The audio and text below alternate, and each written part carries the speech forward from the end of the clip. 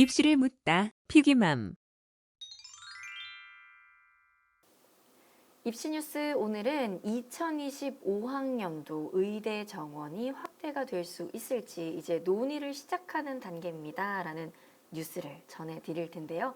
오늘도 이혜용 소장님과 함께합니다. 안녕하세요. 네, 안녕하세요. 네, 어떤 이야기인지 뉴스부터 살펴보겠습니다. 자, 여기에는 보건복지부와 의사협회가 테이블에 앉게 되는데요. 입장 차이가 존재를 합니다. 복지부 올해 업무 추진 계획에 의대 정원 증원을 핵심 정책으로 분류를 해놓은 상태입니다. 교육부가 매년 대학 입학 정원을 확정하기 전인 내년 4월까지 시간이 있는데요.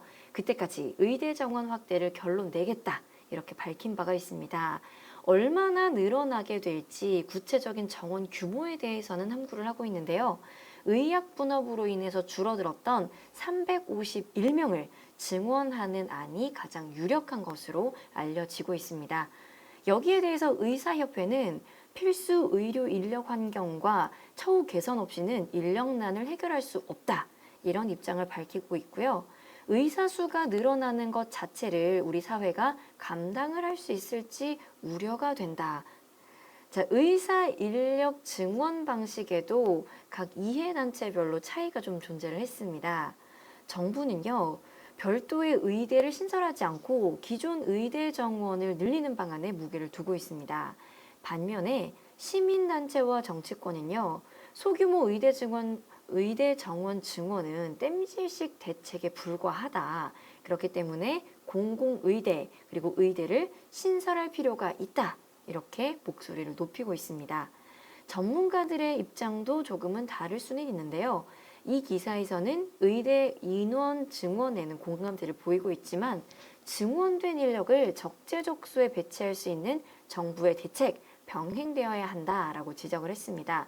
또 이 서울대 의대 교수이신 김윤 교수의 인터뷰를 함께 게재를 했는데요. 한국보건사회연구원이 추계한 결과로는 의사 인원이 약 3만 명 부족한 것으로 나타났다. 그래서 적어도 5만 명 이상은 늘려야 한다. 이렇게 주장하는 김윤 교수의 의견을 실었고요. 또한 궁극적인 목적이 의사 몇 명을 배출하냐가 아니고 배출된 인력을 적절히 활용해서 지금 붕괴되고 있는 의료 시스템, 그러니까 응급 환자가 거리를 떠돌다가 사망을 하고 지방에 있는 환자들은 제대로 된 치료를 못 받는 상황과 문제를 해결할 수 있느냐는 것이다. 이렇게 주장을 하고 있었습니다. 뭐 늘려야 되는 건 당연한 거고 이제 그 앞에 슬라이드 보시면 의사협회가 이번에는 뭐 별로 할 말이 없죠. 지난번에도 사실은 뭐 그냥 생떼 쓴 거지. 코로나면은 의사가 부족하잖아. 네, 그렇죠. 그럼 다른 분야는 늘려달라고 하지 않나? 그렇죠. 군인이야. 전쟁이 났어. 더 늘려주십시오. 군대를 늘려주세요. 근데 전 세계에서 이상한 유일한 집단이죠. 우리는 충분히 그 말도 안 되는 거, 그리고 그걸 파업을 한 거죠. 군인이 전쟁 안 하겠다랑 비슷한 정도의 말도 안 되는 파업을 어쨌든 그 이제 밀려와서 6월 1일에 이 논의가 제기하는 건 그때 협의된 사항이에요. 안 할 수 없어. 그리고 그 저기 여기 나와 있는 그 의대 정원이 축소된 게 의학 분업하면서 줄어든 거잖아요. 네. 저 부분은 사실은 그때보다 고령 인구도 늘었고 인구도 약간 늘었고 실제로 구조도 약간 변형이 됐는데 그렇죠. 아직도 안 늘리고 있는 건 자체가 문제가 좀 있는 거고, 그다음에 여기 이제 전문가들 의견에 보면은 단순히 의대 인원만 늘려서 해결되지 않는다. 그건 맞는 말이죠. 왜냐하면 늘렸어. 근데 이 모든 의사들이 다 김사부가 되는 게 아니잖아. 다 늘렸어. 의사들이 자기 편한 거. 그 김사부의 막내 CS 나오죠. 모릅니다. 아, 안 자기는 봤습니다. 그 위험 부담 없는 항외과를 하겠다. 그런 그 개인의 의지를 꺾을 수는 없으니까. 그래서 이제 구조의 조정이 필요한데 구조의 조정의 핵심은 요거랑은 좀 다릅니다. 왜냐하면 의료 인력 환경 처우 개선을 해야 된다. 근데 저 문제는 아닌 것 같아요. 제가 보기엔 구조가 우리나라가 90년대, 80년대만 해도 동네마다 병원이 다 있었고, 네. 그다음에 대학병원은 사실은 평생 구경도 못 해본 사람이 훨씬 많았거든요. 그렇죠. 근데 의학 분업 이후에 급격하게 대학병원이 팽창을 합니다. 그래가지고 원래 서울대병원에 병상수가 무지 많아요. 그러면 감기 환자는 어디 가야 돼? 동네 의원. 동네 의원 가고 폐렴 걸리면 조금 큰 2차 가면 돼요. 네. 사실 감기 걸려서 죽진 않잖아. 심하지 않다면. 근데 이게 문제, 대학병원들이 돈 벌려고 내과 만들어, 성형외과 만들어, 뭐 별로 대학 굳이 3차에 없어도 되는 거를 전부 다 증설을 해서 대학병원이 몸집 불리기를 합니다. 그러다 보니 공간은 한정돼 있는데 응급 환자가 왜 죽냐 하면 응급 환자가 되면은 지역 응급의료센터로 가야 되잖아요. 그렇죠. 근데 거기 다 누가 차지하고 있냐면 뭐 비응급한, 배탈 환자, 뭐 그 암 환자는 응급 아니죠. 뭐 응급이라고 치더라도 뭐 예상이 가능해. 이런 사람들이 다 차지하고 있어. 그러니까 실제로 가면 병상이 없는 거야. 베드가 없는 거고 의사를 뽑아도 대학병원에는 위중증 환자나 꼭 대학병원에서 해야 되는 의사만 있어야 되거든요. 근데 뭐 모든 의사가 다 있으니까 정원은 찬 거야. 대학병원의 정원은 찼고 못 가는 거죠. 그러니까 이제 왜곡이 되는 거야. 그래서 실제로는 그 이것도 어떤 의사 선생님의 주장인데 저는 여기에 동조하는 편인데 어쨌든 의료 시스템 자체의 구조 조정이 좀 필요하고 그다음 병원을 너무 많이 가요. 그리고 왜 그러냐면 아기를 키우면 병원 많이 가죠. 그렇죠. 소아과가 왜 의사가 부족하냐 하면 의사가 적은 것도 맞지만 너무 많이 가. 소아과가 무슨 놀이터야. 그러니까 웬만한 거는 안 가도 되는 시스템이 돼야 되는 그럼 거죠. 너무 좋죠.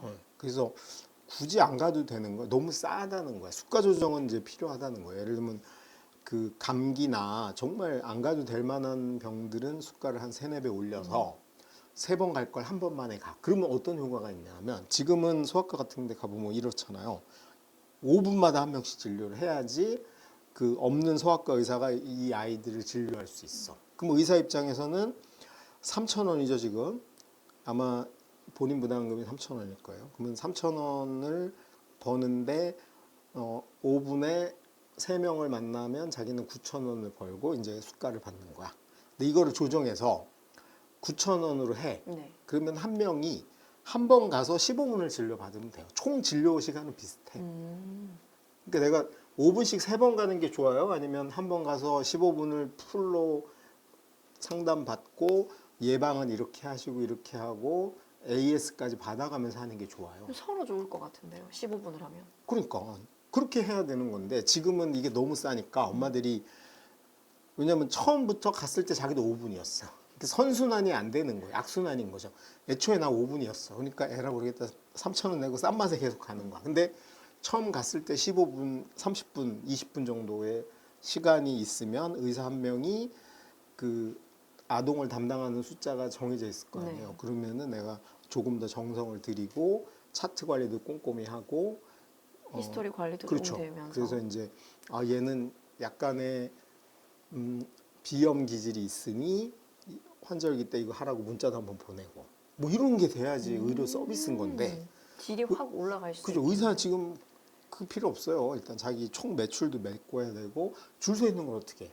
쳐내야 된다라는 말이 뭔가 어울리는 거예요. 그러니까 이거를 이제 교육도 하고 처음에 애초에 그러니까 출발은 병원에서 돼야 됩니다. 왜냐하면 마감돼서 우리 못 받는다. 그러면 예약을 걸어라. 그러면 이제 우리 마슐랭 가면은 예약 한 달 전 마감한 것처럼 이제 병원 가는 게 신중해지겠죠. 신중해지고 한번 가서 그렇게 좀 품질 좋은 서비스를 받고 진료를 받게 되면 다음에 갈 때 계획을 세워가지고 가. 그럼 횟수가 줄겠죠. 그래도 의사 선생님 수입은 줄지 않아. 네. 그다음에 의료 재정에 고갈도 없어. 왜냐하면 가는 횟수가 줄어들었기 때문에 지출되는 비용은 비슷해요. 그럼 이때 남는 여력과 비용을 이제 중증 환자나 반드시 고가의 인원과 장비가 투입되는데 국가가 투자를 하면 되죠. 그러면 이제 대학병원이 응급의료센터가 됐을 때 그걸 감당하는 의사는 페이를 엄청 받을 수 있죠. 자기가 하는 만큼. 그러면 이제 그쪽을 지원하는 인원도 늘어. 그러면 우리 김사부를 우리가 훌륭하다고 박수 칠 일이 아니에요. 뭐냐면 그게 그런 3D 업종 중에 최고의 업종에서 만약 아무리 응급이라도 가면 환자가 불안할 거 아니야. 그러면 뭐 큰 수술 한번 하면 쉬어야지. 네. 그리고 당직을 한번 하면은 일주일은 안 해야지. 이런 게 돼야지 사람이 충전을 움직이지. 하면서 그죠? 주 할 52시간인데 의사들이 그거 오버하면 안 되고 의사의 뭐 수술 시간 적정량 이런 거 지켜줘야죠. 그 제가 이번에 간호법 투쟁하는 거 보면서 매우 충격을 받았어요. 간호사들이 통과가 안 되니까 뭘 했어요? 준법 투쟁을 하잖아. 그래서 의사들이 하는 걸 우리는 안 한다. 원래 안 해야 되는 거 아니에요? 그럼 그동안 했다는 거 아니에요? 그렇죠. 아니 어떻게 이런 말도 안 되는 일이. 예를 들어서 하다못해 우리 백성들은 우회전 하나 잘못하면 욕먹고 벌금 내고 이 난리를 당하는데 아니 병원에서 버젓이 불법이 행해지고 있었다는 게 드러난 거잖아. 네. 그러면 이거를 양성화해야 되잖아. 의사 수 늘리고 간호사들의 적절한 간호사들도 중노동하면 이게 경무죠. 어떻게 되겠어요? 그 적절하게 유지하고 수가 조정하고 필요 인력 증원하고 그렇게 풀어가는 게 이번이 좀 계기가 됐으면 좋지 않을까. 뭐 이상은 사실 우리 입시랑은 상관이 없었으나 저는 뭐 기왕 늘리는 거 꼴랑 351명 늘리지 말고 우리 김윤 교수님 주장하셨듯이 5만 명 필요합니다. 그러니까 근데 그리고 이 친구들 요번에 늘려봐야 내년에 후년에 입학하잖아요. 그렇죠. 2호 학번이잖아. 6년 다녀 인턴 요원하네요. 그다음에 전문의 과정하면 웬만한 이게 기본이 10년이잖아요. 그다음에 좀 임상 경험이 쌓여야 될 거 아니에요. 그렇죠.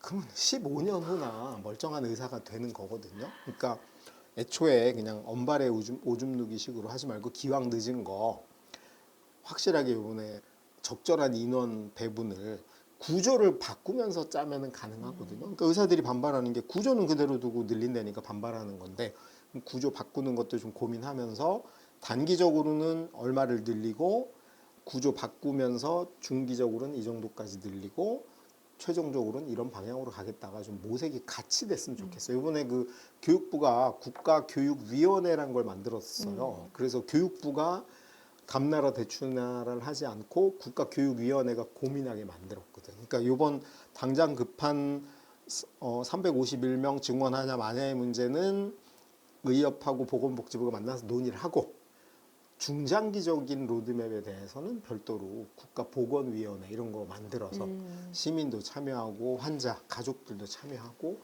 학계, 뭐 공무원들도 참여해가지고 진지하게 좀 고민을 해서 한 2, 3년 후에 그런 로드맵을 좀 제시하는 게 맞지 않을까 그런 생각이 좀 듭니다. 네, 오늘도 이혜용 소장님과 함께했습니다. 고맙습니다. 네, 감사합니다.